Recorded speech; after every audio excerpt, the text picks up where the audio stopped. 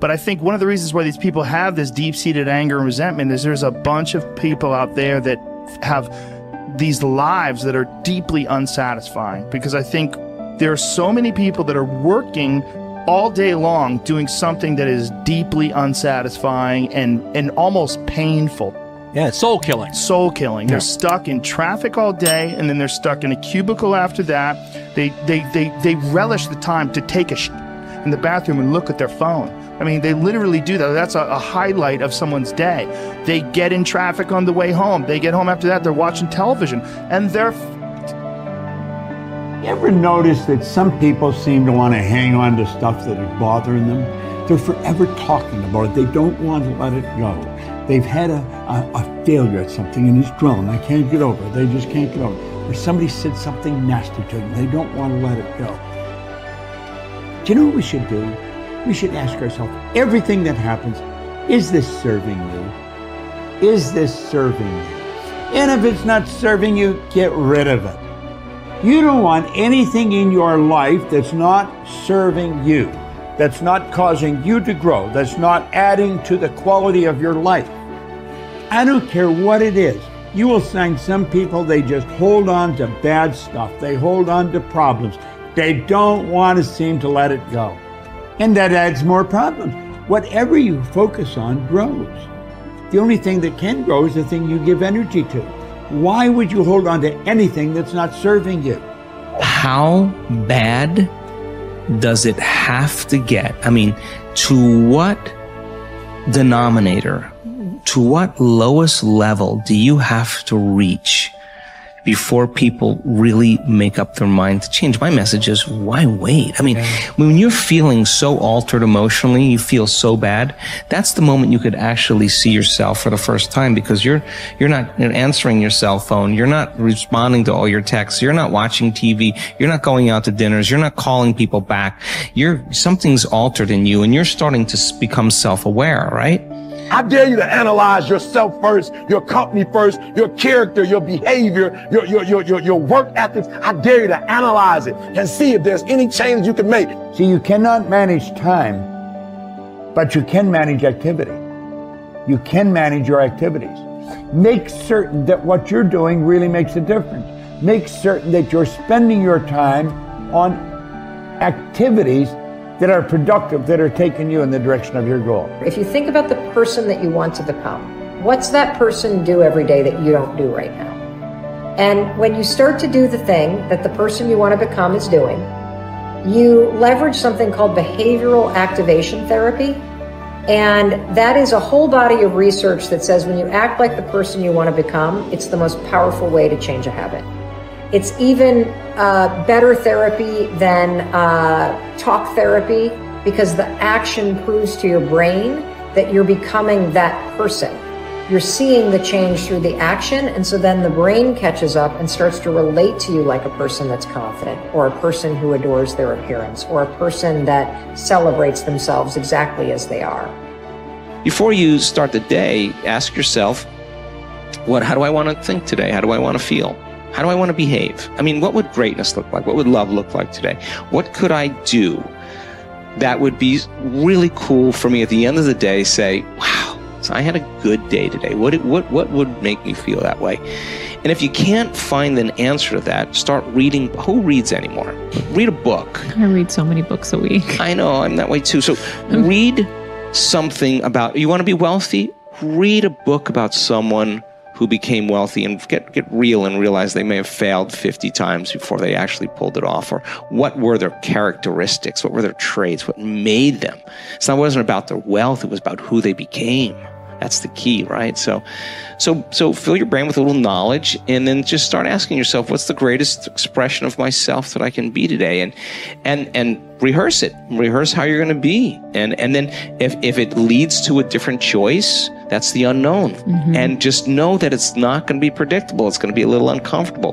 That's where the magic happens. If you can stay relaxed and awake in the unknown, things get pretty exciting. When you're back to the known, you're back to the familiar. Don't expect anything to change in your life. And if you say it's that person or that circumstance, you defaulted and went back to the program of the victim, allowing your outer environment controlling your thoughts and feelings. If you truly do this well, This is what I discovered. If I truly feel the feelings of my future before they occur, and I live in that state, I'm no longer looking for it to happen. How could I look for it if I feel like it already has, right? So I try to stay in that state, because then I'm not separate from it. And that tends to be when the magic happens. There's no control anymore. There's no predicting. There's no perfectionism. There's none of. All there is just kind of an experiment. Like, I'm experimenting to see if I changed my thoughts and feelings, if my life will change. And that should be the experiment everybody has. And do it with curiosity, and do it with just seeing if the experiment works. If it doesn't, change something else about yourself until it starts to work. Deciding who are we going to be. You know, we shouldn't hope to end up one day a magnificent, strong, beautiful, capable, kind, loving person. We should start living like that today, hopefully, so that we become that. That who we become is not an accident, but hopefully a purposeful intent. That our days and how we approach our days are literally driven by the intention of who we're going to bring. That we bring our character into each of the circumstances of our lives, and by doing that, maybe we can't always direct every circumstance of our life. We can't control everything, but we can certainly control our responses to them. We can certainly dictate who we're going to be in those circumstances, and that helps us achieve our ultimate destiny that we desire, not one that just lands on us. I think the other thing that really comes to people's into their power is when they really discover that, you know, each of our days is something that we can also design. Not just design who you're going to be, how are you going to design your day? What's this day going to be about? What's going to get your attention? What's going to get your focus? And what should not be getting your focus is just your inbox, or just what I call browser blackout, clicking around on all these blue links or images, or swiping here and swiping there, and then losing 4 or 5 hours of your day. Because what ends up happening for so many people is they lose 2 or 3 hours to distraction each day, maybe 4 hours of distraction of television a day. And over the course of their lives, now a decade is gone of opportunity, a decade of missed opportunities to connect with your family, to achieve your dreams, to work a little harder, to contribute that thing you always contribute, to learn that skill that you wanted to learn. Like, we have to decide on our days. We have to design them. We have to wake up and decide what this day is going to be about, what's going to get done, what's going to deserve our focus, who will we reach out to, instead of just responding to everybody else's needs. Look back over your life and ask yourself, what activities, behaviors, or decisions have been most responsible for my success in life to date? You will probably find that less than 5% of the things that you have said or done have accounted for most of the success you have enjoyed. You may find that it was your unique ability to solve a particular kind of problem or to take advantage of a particular type of opportunity.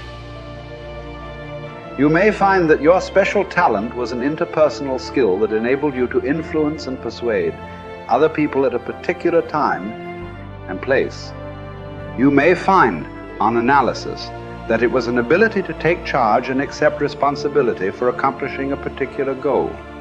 Whatever has been responsible for your successes in life to date may be a good indication what you should be doing in the future. Analyze your work based on the measure that I call return on energy. Leaders in every field deliberately apply their talents and energies where they can achieve their greatest return on the amount of energy, mental, emotional, and physical, that they invest in any endeavor. They refuse to take on jobs or work in areas where they cannot perform at exceptional levels. They treat themselves as valuable resources, and they spend their energies very carefully. One of the questions that you might continually ask yourself is this the best possible use of my time and energy? Is what you are doing right now the most valuable thing that you could be doing, given your particular combination of talents and abilities? Often answering this question will help you to see that there is a vast difference between what you are currently doing and what you should be doing if you want to be fulfilling more of your potential. Once you have chosen your ideal job or occupation for this stage of your career, your biggest responsibility is to make the decision to become very good and then to become excellent at what you do. In a lengthy study on successful Americans, the Gallup organization discovered that expertise, or being recognized by your peers as one of the very best in your field, was one of the essential ingredients for success in American life. We said before that self-confidence comes from positive knowing rather than positive thinking. It is only when you know that you are outstanding in your chosen field that you really feel terrific about yourself, and that you enjoy high levels of self-confidence. Men and women who are good at what they do and who know that they are good at what they do are very different from those who are only average. They walk and talk and dress and behave differently. They have an attitude of assurance and certainty about themselves that causes them to stand out in any group. They have a deep down sense of self-worth and self-confidence that is evident to everyone around them. The quality of a person's life is in direct proportion to their commitment to excellence, no matter what their chosen field.